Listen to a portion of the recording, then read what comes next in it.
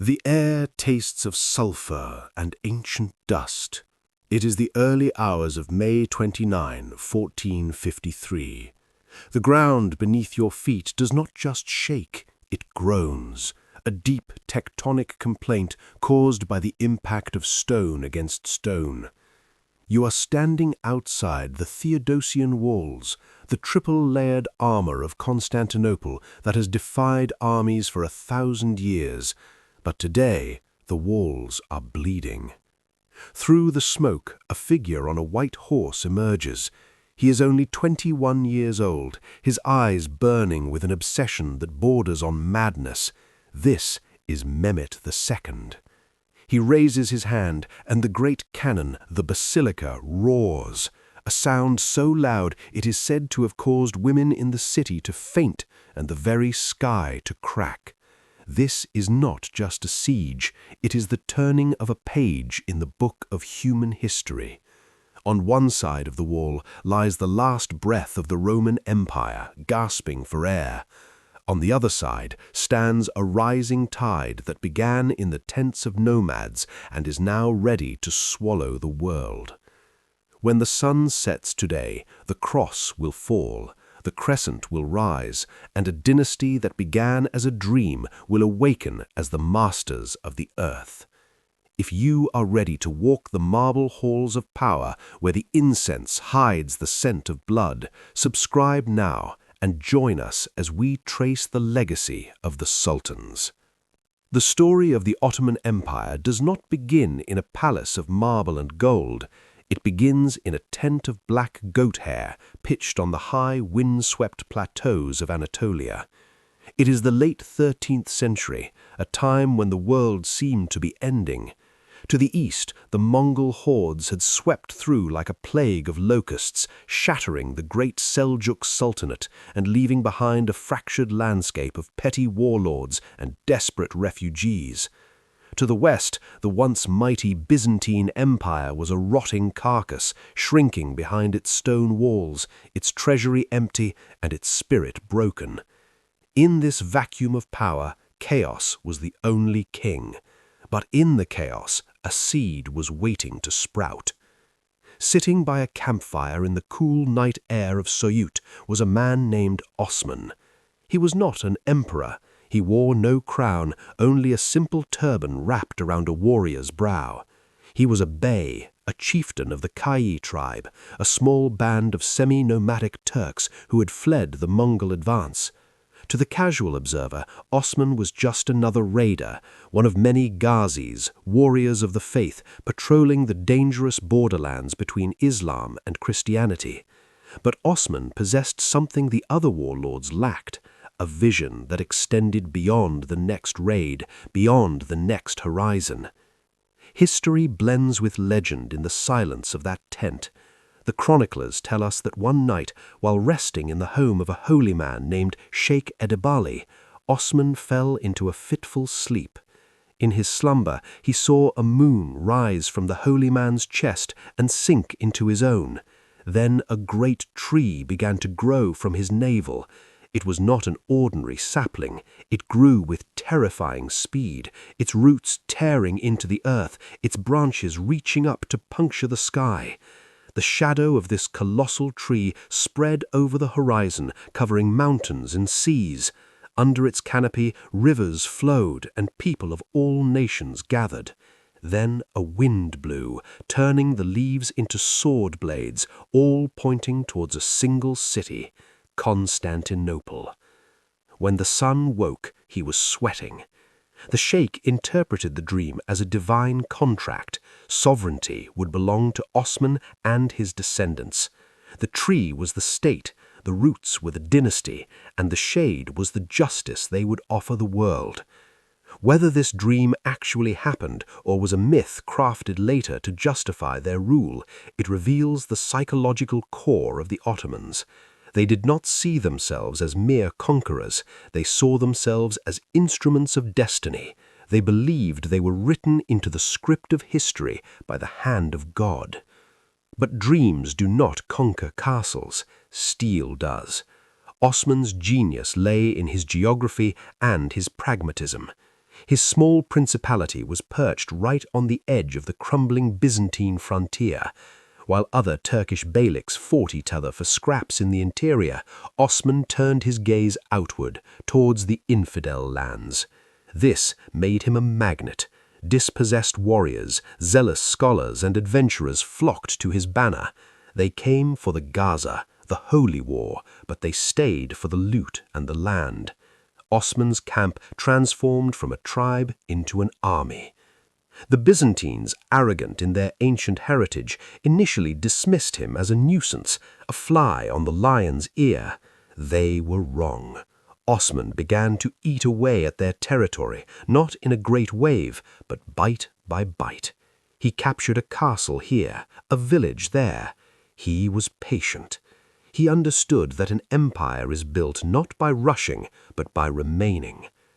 The wake-up call to the world came in 1302 at the Battle of Baphius. The Byzantine emperor, finally realizing the threat, sent a professional imperial army to crush the upstart nomad.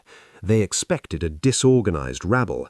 Instead, they met a disciplined, highly mobile light cavalry force that swarmed them like hornets. Osman defeated the imperial army in open battle. The news sent shockwaves through the region. The fly had drawn blood from the lion.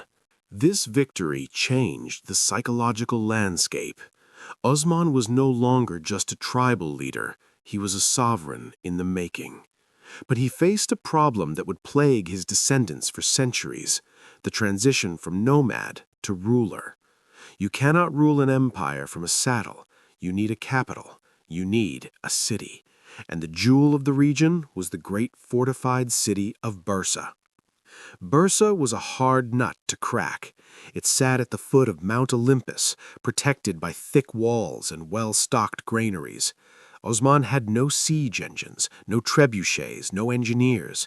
He could not knock the walls down, so he decided to starve them out.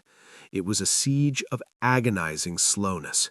For years, the Ottomans blockaded the city, building small forts around it to cut off supplies. Osman watched the city from the hills, his hair turning gray, his body growing frail with age and gout. The siege of Bursa became the obsession of his twilight years, the final test of his patience. Osman never walked through the gates of Bursa. The siege lasted for nearly 10 years, a slow suffocation that drained the life out of the defenders.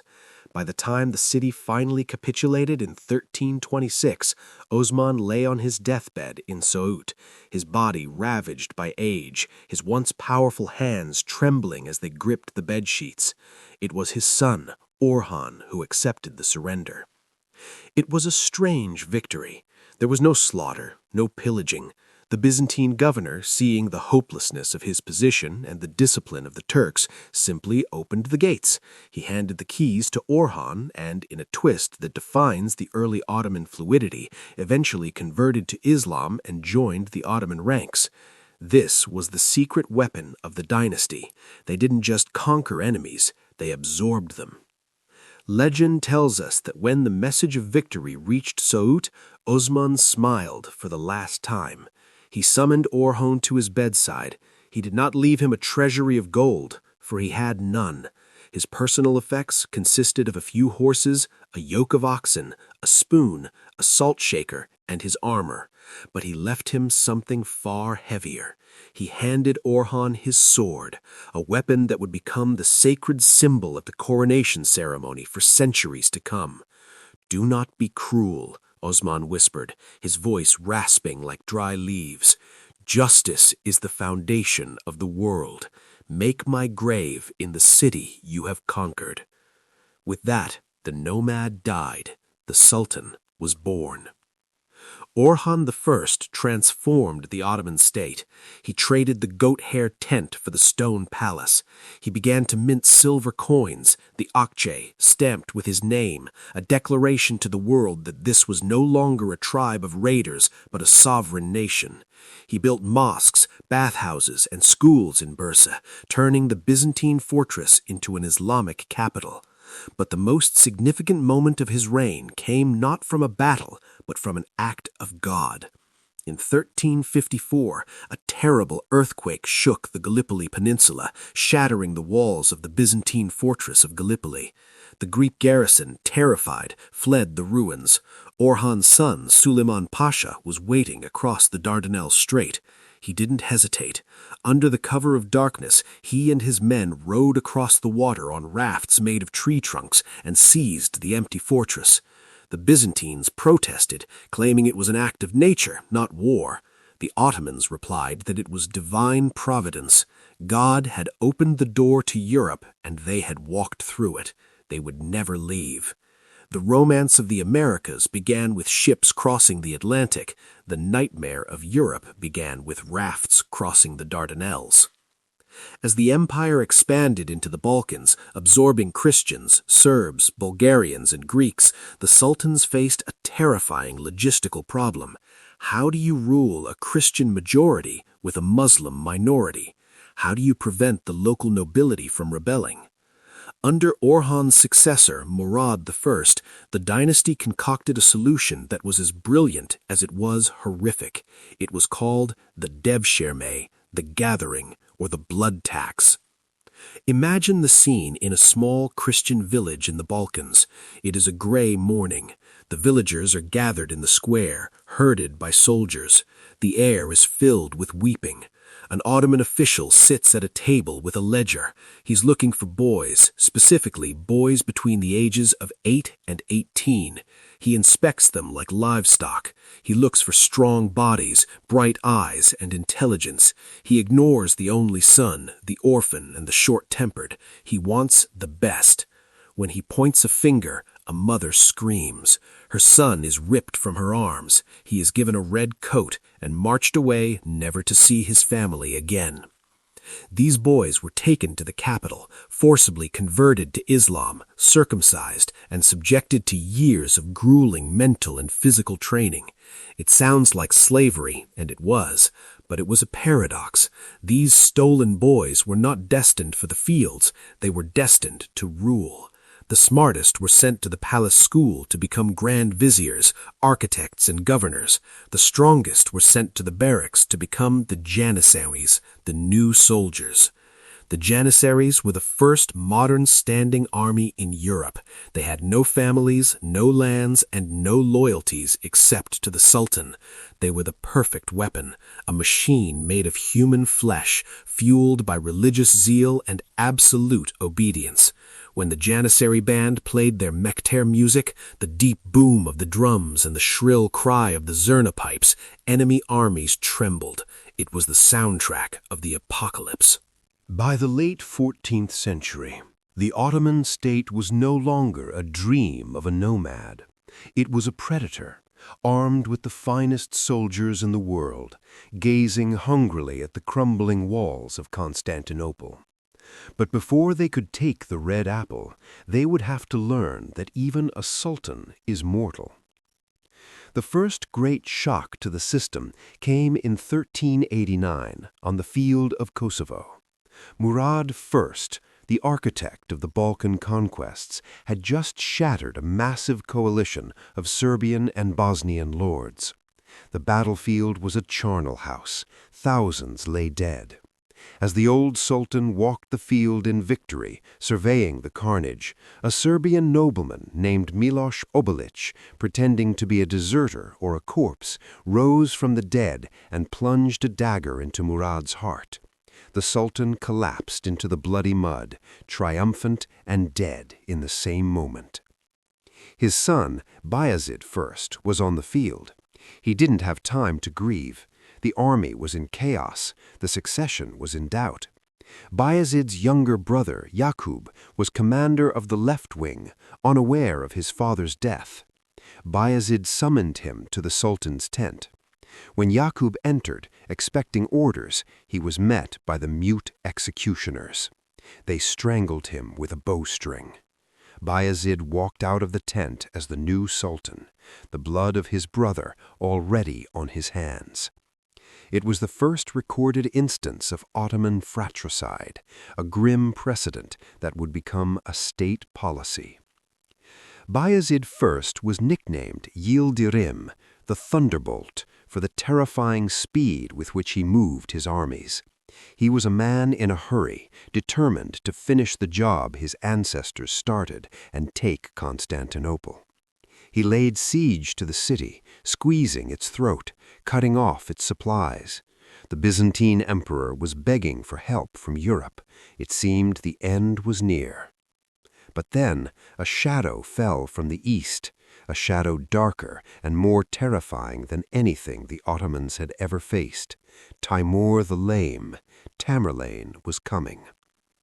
Timur was the last great nomadic conqueror of Central Asia, a man who claimed descent from Genghis Khan and whose brutality made the Mongols look like amateurs. He built pyramids of human skulls outside the cities he conquered. He was a military genius who had conquered an empire stretching from India to Russia.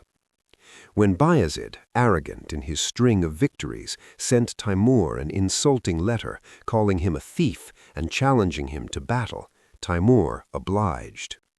The two titans collided on the plains of Ankara in the blistering heat of July 1402. It was the largest battle of the Middle Ages. Bayezid had his fearsome janissaries and his heavy cavalry, but Timur had elephants, war beasts that terrified the Ottoman horses, and he had something even more potent: treachery. As the battle raged, the Turkish vassals who had only recently been conquered by the Ottomans, the very men whose lands Osman and Orhan had absorbed, looked across the field. They saw Timur, a Turkic ruler like them, offering them their freedom. In the heat of the fight, they switched sides. Bayezid's army dissolved. The thunderbolt was struck down. Bayezid was captured. The Ottoman historians tell a tragic, operatic tale of his humiliation.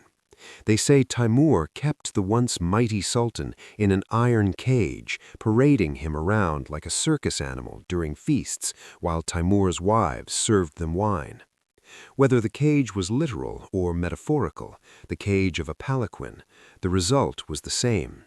Bayezid, the man who dreamed of Rome, died a broken captive in 1403. The dream was over. The empire collapsed. Bayezid's 4 sons, Mehmet, Isa, Musa, and Suleiman, did not band together to save the dynasty. They turned on each other like starving dogs. For 11 years, the Ottoman interregnum plunged the region into civil war. It was a decade of chaos, a time when it seemed the tree of Osman had been chopped down at the root. The Byzantines breathed a sigh of relief. The European powers laughed. But the tree had deep roots. The state structure that Orhan and Murad had built, the devshirme system, the bureaucracy, the loyalty of the janissaries to the idea of the dynasty, was stronger than the men who led it. The state didn't just survive, it waited. The youngest son, Mehmed I, possessed the patience of his ancestor Osman. He slowly, methodically eliminated his brothers one by one, stitching the torn fabric of the empire back together. When he finally reunited the lands in 1413, the Ottoman state was no longer a young, ambitious upstart. It was a survivor. It had looked death in the face, and it had refused to blink. But the trauma of the civil war had changed the dynasty forever. The old nomadic way of shared power among brothers was dead. The lesson of Ankara was clear: a divided house cannot stand. The throne was a singularity. There could be only one sultan. And to ensure that, the dynasty would have to embrace a darkness that would stain their souls for centuries. The age of innocence was over. The age of the executioner was about to begin.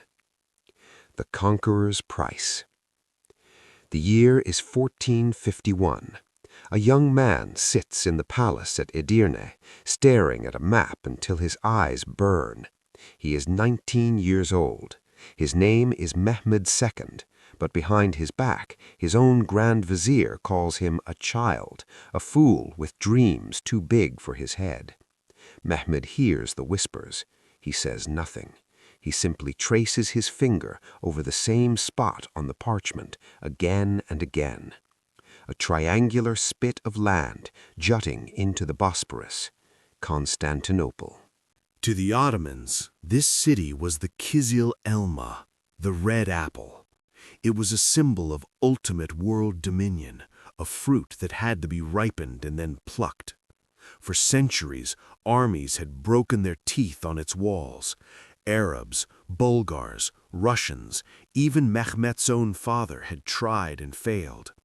The Theodosian walls were a masterpiece of defensive engineering, a triple layer of limestone and brick, protected by a deep moat, rising like a man-made mountain range.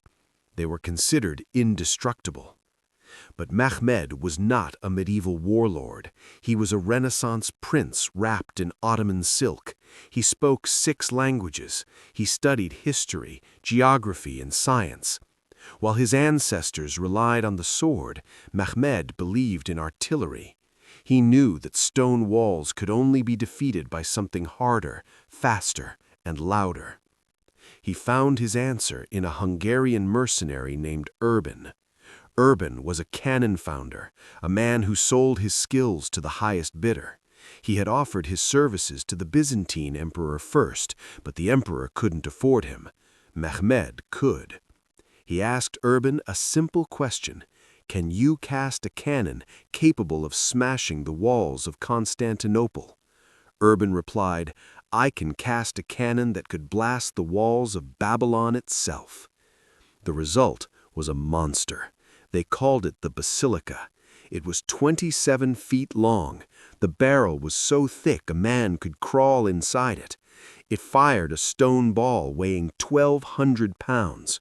When they tested it in Edirne, the warning went out for miles. Cover your ears, for the sky is about to tear. In the spring of 1453, Mehmed marched. The sight terrified the world. An army of 80,000 men, a fleet of ships, and the great guns dragged by 60 oxen each. Inside the city, the last Roman emperor, Constantine the 11th, looked out from the ramparts. He had less than 7,000 men. He was guarding 14 miles of walls. He knew deep down that he was watching the funeral procession of the ancient world. The siege began on April 6th. For weeks the great guns hammered the walls. Boom, crack, crumble. The noise was psychological torture. The defenders worked tirelessly, patching the holes with rubble and bales of wool every night, fighting with the desperation of men protecting their families. But Mehmed had hit a stalemate. The Byzantine harbor, the Golden Horn, was blocked by a massive iron chain stretched across the water. His navy was useless. Without the harbor, he couldn't surround the city.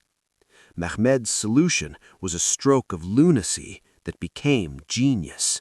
If the ships couldn't sail through the chain, they would go around it, over the land.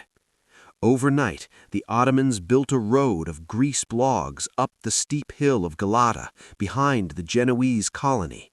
Thousands of soldiers and oxen pulled the ships, 70 of them, up the hill and down the other side. Imagine the scene. It is dawn. The Byzantine sailors in the Golden Horn rub their eyes. They look up at the hills. They see Ottoman galleys, sails unfurled, sliding down the grassy slopes as if sailing on earth, splashing into the water behind the chain. The psychological blow was devastating. An old Byzantine prophecy said the city would fall only when ships sailed over dry land. The defenders looked at the impossible fleet and felt the chill of destiny. On May 28th, the final preparations were made. Mehmed rode through his camp. He didn't promise his men paradise in the afterlife. He promised them the city. The stones and the land are mine, he shouted, but the people and the wealth are yours. The camp erupted. The bonfires were so bright they lit up the dome of the Hagia Sophia miles away. The assault came in waves. First, the irregulars, sent to tire the defenders. Then the Anatolian infantry. Finally, as the sun began to rise and the defenders were gasping for breath, Mehmed unleashed the Janissaries. They moved in perfect silence, a solid wall of discipline, until the moment of impact. The end came through a small, unlocked gate, the Kerkoporta. A handful of Janissaries found it, rushed in, and raised the Ottoman flag on the tower. The cry went up, "The city is taken!" Panic spread like a virus. Constantine the 11th, the last Caesar, tore off his imperial ornaments to die as a common soldier. He charged into the mass of Turkish scimitars and was never seen again. His body was never identified. He vanished into history, just like his empire. Mehmed rode into the city in the afternoon. He went straight to the Hagia Sophia, the greatest church in Christendom. He dismounted, sprinkled a handful of dust on his turban as a sign of humility before God, and entered. He stared up at the golden dome, the eye of the world. He ordered the call to prayer to be recited. In that moment, Constantinople became Istanbul. The red apple had been plucked. But glory is a heavy cloak to wear. As Mehmed settled into his new capital, the fiery young conqueror transformed into a distant, solitary emperor. He began the construction of the Topkapi Palace, a sprawling complex that was less a home and more a machine for governing. Unlike the European palaces that faced the streets, Topkapi turned inward. It was a series of courtyards, each more exclusive than the last, leading to the Holy of Holies, the Sultan's private chamber. Here, Mehmet established the protocol of silence. In the presence of the Sultan, no one was allowed to speak above a whisper. Most communication was done through sign language. The Sultan ate alone. He slept alone. He became an idol, separated from his subjects by a wall of awe and fear. But in the silence of those marble halls, Mehmet was haunted by the ghosts of his grandfather's civil war. He remembered the chaos of the interregnum, the years when brothers tore the empire apart. He knew that the greatest threat to the Ottoman state was not the Christians in Vienna or the Persians in the East. It was the biological lottery of the dynasty itself. The Ottomans practiced survival of the fittest succession. They did not have primogeniture. The eldest son did not automatically inherit. Instead, when a sultan died, it was a free-for-all. All sons had an equal claim. The result was often civil war. Mehmet decided to fix this with a pen stroke that would run red for centuries. He codified the Kanunname, the Book of Law. Buried deep within the legal text regarding state organization was a single chilling sentence that legalized murder. Whichever of my sons inherits the Sultan's throne, it is appropriate that he should kill his brothers for the order of the world. Most of the ulama, religious scholars, have approved this. Let them act accordingly. Read that again. For the order of the world. It was a terrifying piece of utilitarian calculus. To prevent the deaths of thousands in a civil war, a few princes must die. The state was more important than the family. The preservation of the eternal state, Devlet-i Ebed Muddet, was the only morality that mattered. This law turned the palace into a waiting room for death. Imagine growing up in the harem as an Ottoman prince. You play with your brothers in the garden of boxwood and roses. You learn archery together. You study the Quran together. But you know with absolute certainty that the moment your father's heart stops beating, a race begins. Only one of you will sit on the throne. The rest of you will go to the grave. The execution method was specific. Royal blood was considered sacred. It could not be spilled on the ground. Therefore, swords and axes were forbidden. The instrument of death was the bowstring, a silken cord used to strangle the victim. And the executioners were often deaf mutes, men who could not hear the pleas for mercy and could never speak of what they had done. The horror of this system became a ritual. When a new sultan was girded with the sword of Osman, the coffins of his brothers would often leave the palace the next day. Sometimes they were grown men, provincial governors who had lost the race to the capital.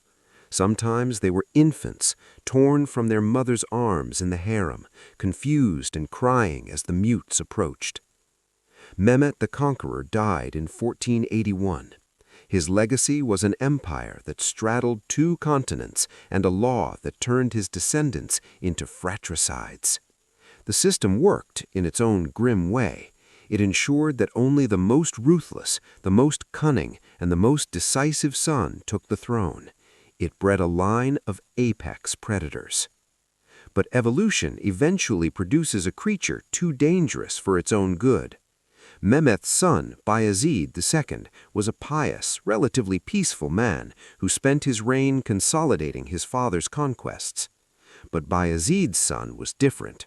His name was Selim, and he looked at his father's hesitation with contempt. Selim didn't just want to rule, he wanted to consume. He would commit a crime so audacious that it shocked even the Ottomans, proving that the law of fratricide was only the beginning of the bloodletting. The grim and the magnificent. History often balances the scales with irony. Bayezid II, the pious son of the conqueror, was a man of peace, but in 1512 he found himself staring into the eyes of a son who was pure violence. Selim was the youngest of the princes, but he had the support of the only vote that mattered, the Janissaries. They were tired of a sultan who prayed. They wanted a sultan who prayed. In a move that shattered centuries of tradition, Selim didn't wait for his father to die. He marched on Istanbul with the army and forced his own father to abdicate.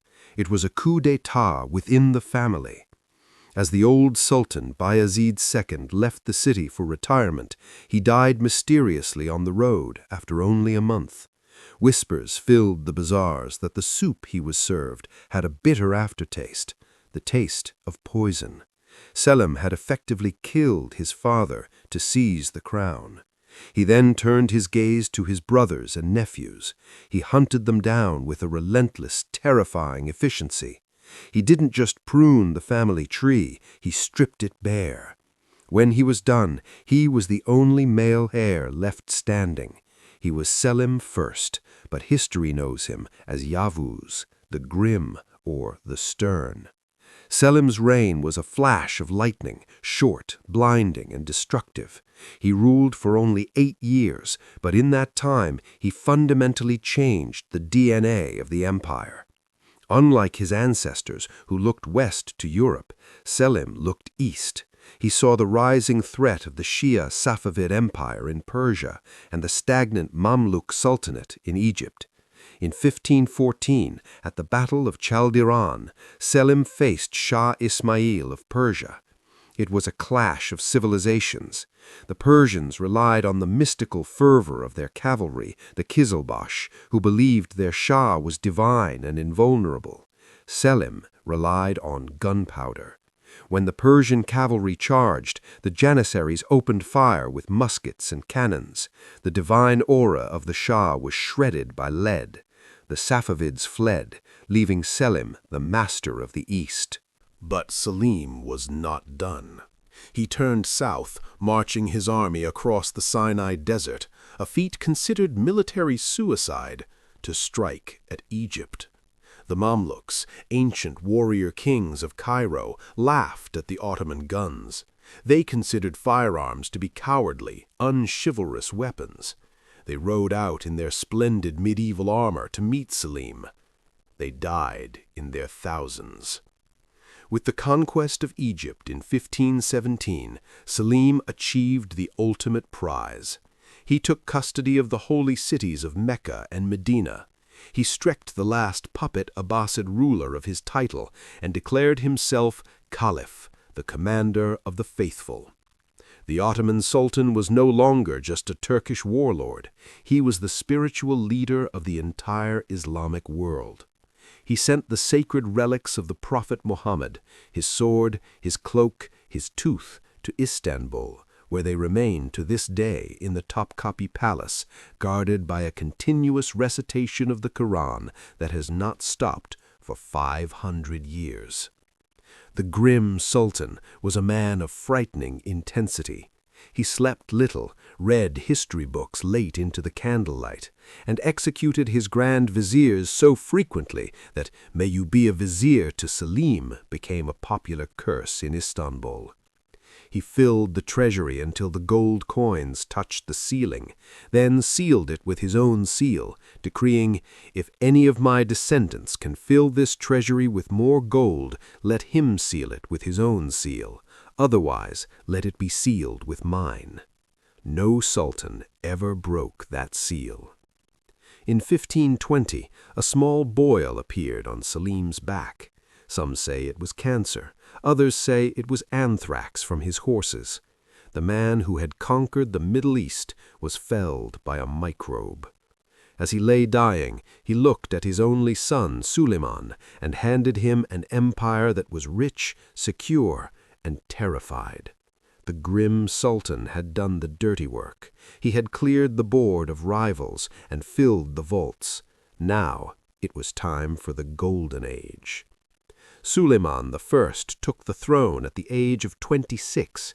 He was tall, thin, with a delicate face and a long neck. The Europeans, seeing his refined manner, sighed with relief. "The lion is dead," they said. "The lamb has taken the throne." They were wrong. He would not be a lamb. He would be the Magnificent. Suleiman began his reign by shattering the European illusion of safety. In 1521, he captured Belgrade, the fortress that had defied his ancestors. The next year, he took the island of Rhodes, expelling the Knights of St. John. But his eyes, like his great-grandfather's, were fixed on a red apple of his own, Vienna. The campaign of 1529 was a race against the seasons. The Ottoman army was a terrifying snake of steel and color, stretching for miles. Janissaries in their white felt caps, Akinji raiders on their fast horses, and the grand pavilion of the Sultan. But nature fought back. The autumn rains turned the roads of the Balkans into swamps. The heavy siege guns, the wall smashers, sank into the mud and had to be abandoned. When Suleiman arrived at the gates of Vienna, he was angry. The city was surrounded, but the weather was freezing. The siege was a brutal affair of mining and countermining. Down in the dark, wet tunnels beneath the city walls, Austrian bakers and Ottoman sappers fought to the death with pickaxes and shovels.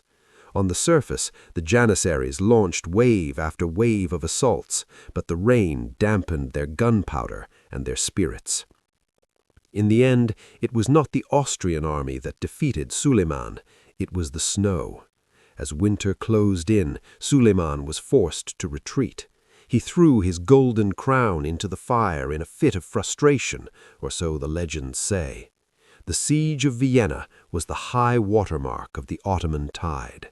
The waves would crash against those walls again, but they would never go higher.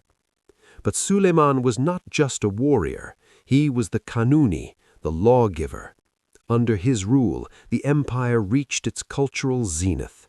He found a soulmate in Mimar Sinan, a former Janissary engineer turned architect. Together, they transformed the skyline of Istanbul. The Süleymaniye Mosque rose on the third hill, a dome of light and stone that seemed to float above the Golden Horn, a deliberate challenge to the Hagia Sophia. Yet even the Golden Age was tarnished by the dynasty's dark inheritance. The tragedy of Suleiman was not military, it was domestic. It lay in his love for a woman named Harem. Harem Sultan, known to the West as Roxolana, was a slave girl from Ukraine who rose to become the Sultan's legal wife, a scandalous break with tradition. She was brilliant, witty, and fiercely protective of her own children. But there was a problem. The heir apparent was not her son. It was Mustafa, Suleiman's son by another consort. Mustafa was everything the empire wanted. He was handsome, brave, and beloved by the Janissaries. They saw him as the next conqueror. But in the harem, popularity is a death sentence. Harem, fearing that Mustafa would execute her own sons if he became sultan, as per the law of fratricidity, began to whisper poison into Suleiman's ear. She suggested that Mustafa was plotting to overthrow him, just as Selim the Grim had overthrown Bayezid. Paranoia, the old family disease, took root in Suleiman's heart. He was an old lion now, fearful of the young lion. In 1553, during a campaign against Persia, the trap was sprung. Suleiman summoned Mustafa to his tent near Amasya. The prince was warned by his friends not to go. They said, "Your father will kill you." But Mustafa refused to believe it. "No Ottoman Sultan has ever killed an innocent son," he declared. He was wrong. Mustafa dressed in white, a symbol of his innocence, and rode to his father's camp.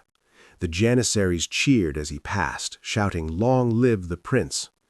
Inside the sultan's tent, the air was heavy.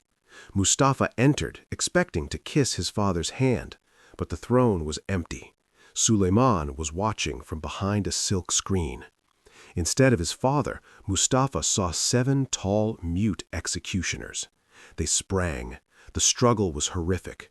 Mustafa was a powerful warrior, and he fought for his life, throwing one of the mutes to the ground. He shouted for his father, begging for mercy, but the only answer was the rustle of the silk screen where the sultan stood, watching. The mutes finally overpowered him.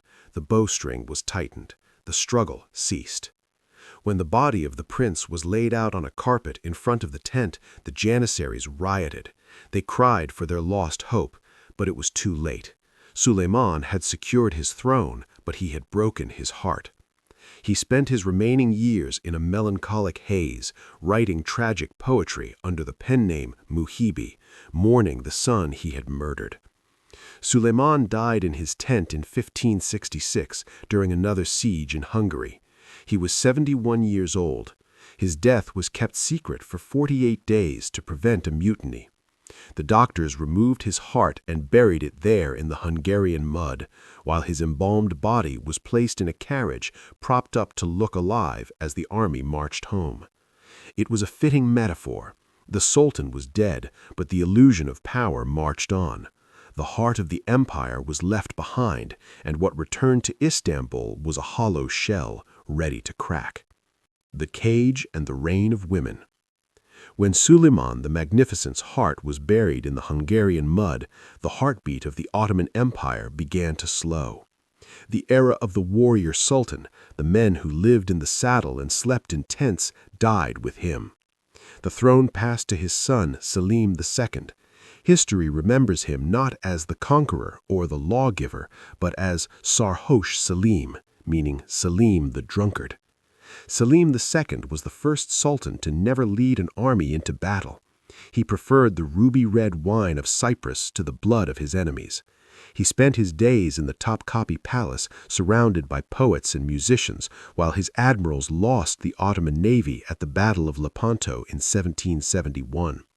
It was the first major defeat for the Ottomans in centuries, a signal to Europe that the invincible Turks could bleed.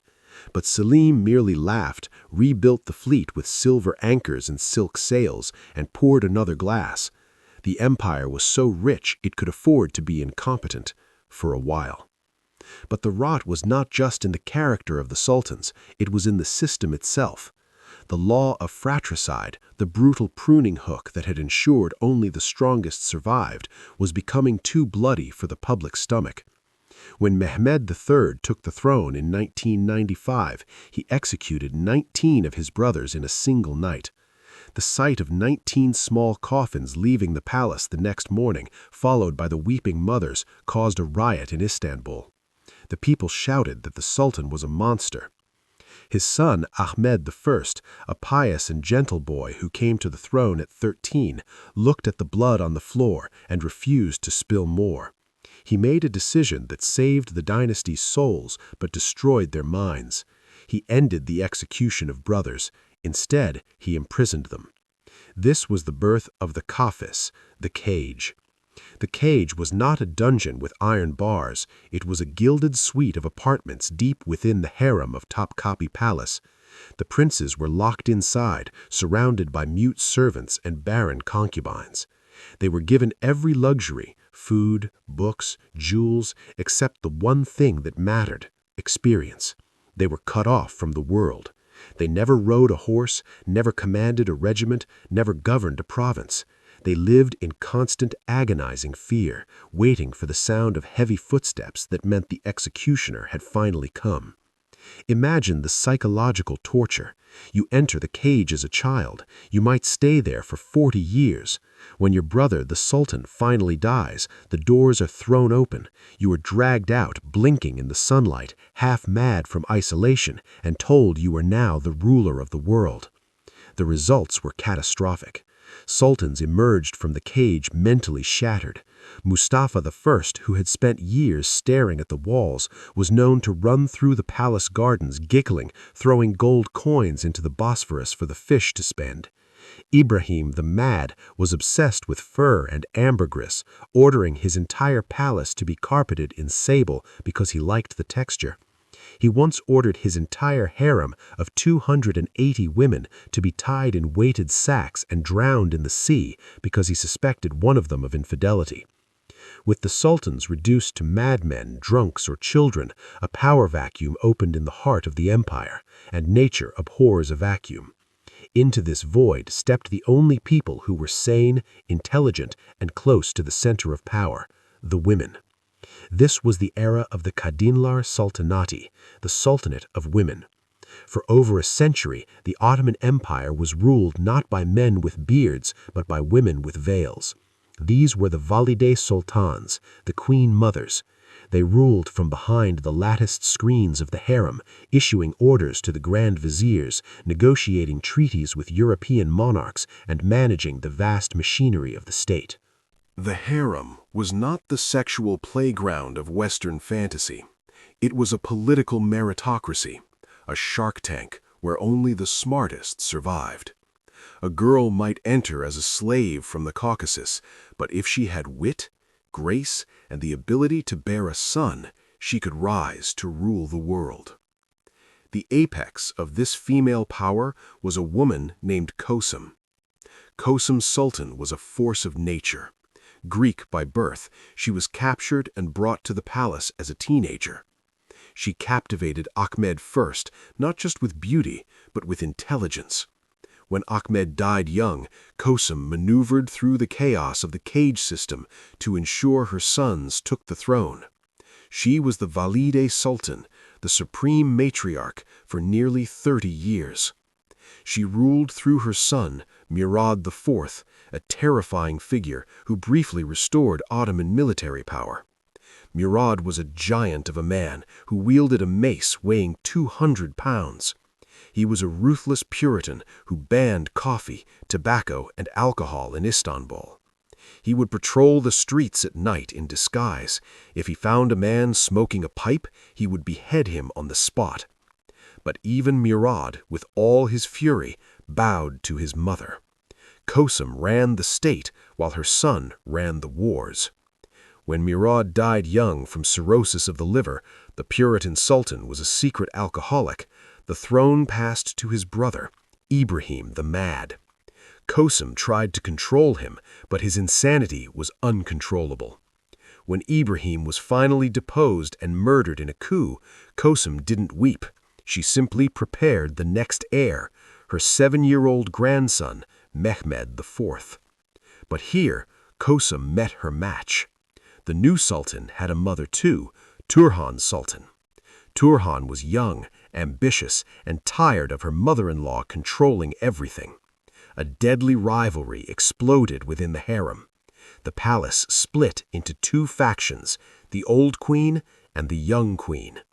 It ended on the night of September 2nd, 1651. Kosum, realizing her power was slipping, plotted to poison the child sultan Mehmed and replace him with a more pliable brother. But a servant betrayed the plot to Turhan. That night, the harem turned into a battlefield. Turhan's chief black eunuch, a massive man named Suleiman Aga, led a group of assassins into Kosim's apartments. Kosim, an old woman now but still fierce, tried to hide in a cupboard, stuffing her pockets with jewels to bribe her way out, but they found her. The scene described by chroniclers is horrific. They dragged the most powerful woman in Ottoman history out of the cupboard by her clothes. She fought back, biting and scratching, but there were too many of them. The eunuchs strangled her, some say with a curtain cord, others say with her own long braids of hair. When the sun rose over Istanbul, the great Valide was dead. Her body was dragged outside and left on the snow. The era of the great female regents died with her. The empire had consumed the one person holding it together. The sick man's last breath. Empires do not die like men. They do not have a sudden heart attack and collapse. They die like old stars. They burn brightly, then they bloat, and finally they fade into a cold, lingering twilight. By the 18th and 19th centuries, the Ottoman Empire was fading. The terror that had once gripped Vienna had been replaced by pity. The European powers, Russia, Britain, France, no longer feared the Grand Turk. They now looked at the sprawling, creaking map of the Ottoman lands and saw a buffet waiting to be carved up. It was Tsar Nicholas I of Russia who delivered the diagnosis that would stick forever. We have on our hands a sick man, a very sick man. The sickness was financial, military, and spiritual. The flow of New World silver from the Americas, controlled by the Spanish and British, had wrecked the Ottoman economy. The Janissaries, once the finest soldiers on earth, had become a mafia. They refused to modernize, refused to fight, and rioted whenever they wanted a pay raise. In 1826, Sultan Mahmud II finally did what his ancestors couldn't. He turned his new artillery on the Janissary barracks and blasted them into oblivion. It was called the Auspicious Incident. He killed his own army to save the state. But it was too late, too middle. The empire was hemorrhaging territory. Greece fought for independence and won. The Balkans were simmering. Egypt was practically independent. The sultans tried to stop the bleeding with the Tanzimat reforms. They traded their silk caftans and turbans for European frock coats and fezzes. They wrote constitutions, opened universities, and played Beethoven in the palace. They desperately wanted to be European. Nothing symbolizes this tragic denial better than the Dolmabahce Palace. In the mid-19th century, Sultan Abdülmecid I decided that the Topkapi Palace, the ancient brooding home of his ancestors, was too old-fashioned. He wanted a palace that rivaled Versailles. He built Dolmabahce on the shores of the Bosphorus. It is a confection of marble and gold, a neoclassical fantasy dripping with crystal chandeliers. It has a staircase made entirely of baccarat crystal. It is breathtaking. It was also built on credit. The empire was bankrupt. To pay for this marble fantasy and the wars they were losing, the Ottomans began to borrow money from European banks. They took loan after loan, sinking deeper into a debt trap. By 1881, the empire was so indebted that the European powers set up the Public Debt Administration. Foreign bureaucrats sat in Istanbul collecting Ottoman taxes to pay off European bankers. The Sultan was no longer the master of his own house. He was a tenant in a foreclosure. Into this humiliation stepped the last great authoritarian, Abdul Hamid II. Known as the Red Sultan for the blood spilled during the Armenian massacres and the suppression of dissent, Abdul Hamid was a creature of pure paranoia. He retreated into the Yildiz Palace, a fortress within the city. He was terrified of assassination. He employed thousands of spies. It is said he kept a revolver on his nightstand and shot a servant who startled him by entering the room too quickly. He tried to hold the empire together with iron and Islam, building the Hijaz Railway to Mecca to unite the Muslim faithful. But the centrifugal forces of nationalism were too strong. The empire was tearing apart at the seams. In 1908, the dam broke. A group of modernizing officers known as the Young Turks staged a revolution. They stripped the Sultan of his power and reduced him to a figurehead. They promised freedom, equality, and a new dawn, but instead they brought the apocalypse. The leaders of the Young Turks, the three pashas, made a fatal miscalculation. In 1914, when the world exploded into the Great War, they chose the side of Germany. They believed a German victory would allow them to reconquer their lost lands in Russia and Egypt. It was a gamble with the highest stakes imaginable. They lost. The war was a grinder that chewed up the last generation of Ottoman youth.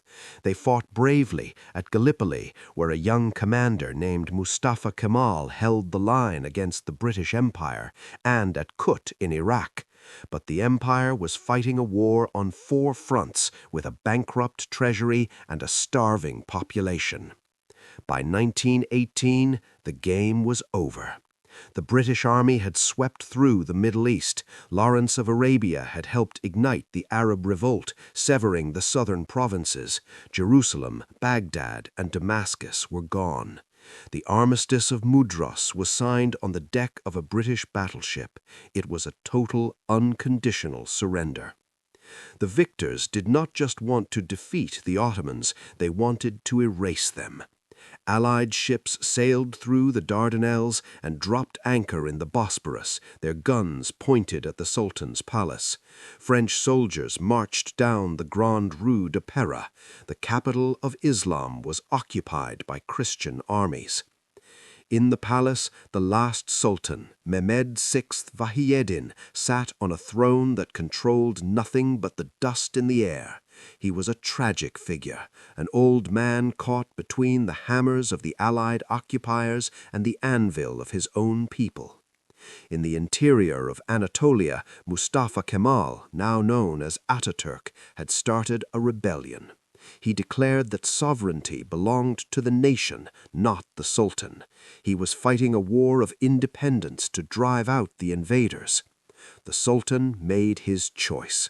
Under pressure from the British, he declared Mustafa Kemal a rebel and signed the Treaty of Sèvres, a document that carved up the Turkish heartland into colonies for Greece, Italy, France, and Britain. It was the death warrant of the Ottoman state, but it was also the birth certificate of modern Turkey. The Turkish people rejected the Sultan's surrender. They rallied to Ataturk. In a miraculous turnaround, the ragtag nationalist armies defeated the Greeks, the French, and the Armenians. By 1922, the invaders were pushed into the sea. The Grand National Assembly in Ankara declared the Sultanate abolished. 600 years of history was ended with a gavel strike. The rain in Istanbul is famous for its melancholy. It washes the gray dust from the domes and turns the Bosporus into a sheet of hammered lead. On the morning of November 17, 1922, the rain was falling hard. At the side entrance of the Yildiz Palace, not the great ceremonial gates, but a servant's exit, a small group of men gathered under black umbrellas. Among them was a frail old man in a heavy overcoat. He carried no scepter, wore no turban. He held a cane in one hand and a small suitcase in the other.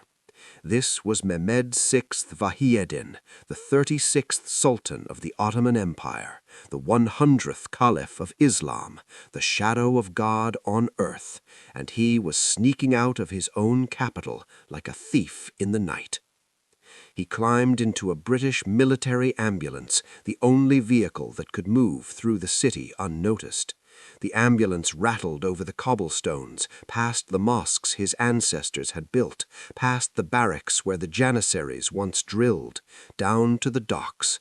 Waiting for him in the mist was the British battleship, HMS Malaya. As the Sultan stepped on to the launch that would take him to the ship, he didn't look back. He couldn't. To look back was to see 600 years of history collapsing into the wake of a motorboat. When he boarded the warship, the British admiral saluted him, but the salute was for a man, not a monarch. The Ottoman flag was not raised, the band did not play. The engines of the Malaya rumbled to life. The ship turned its bow towards the Mediterranean, carrying the last descendant of Osman into exile from which he would never return.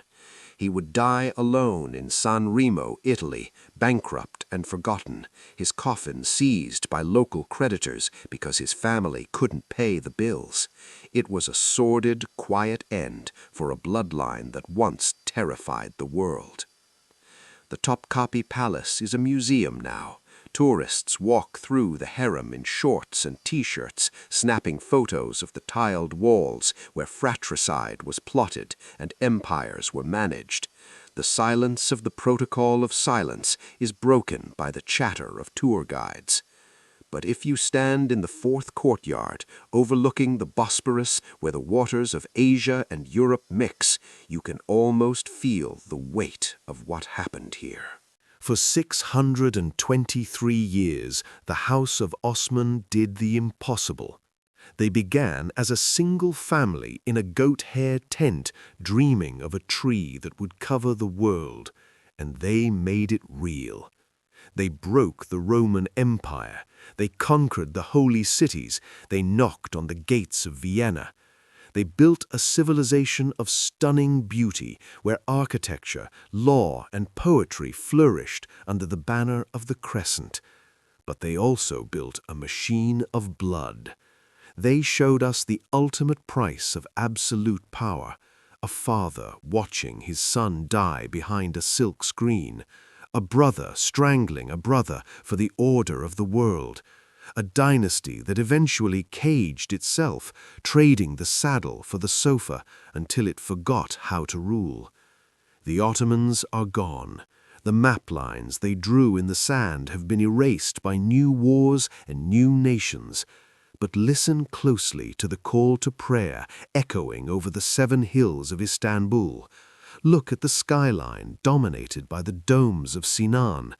The tree of Osman was chopped down, yes, but its roots are still there, deep in the earth, reminding us that even the greatest empires are mortal, but their stories live forever.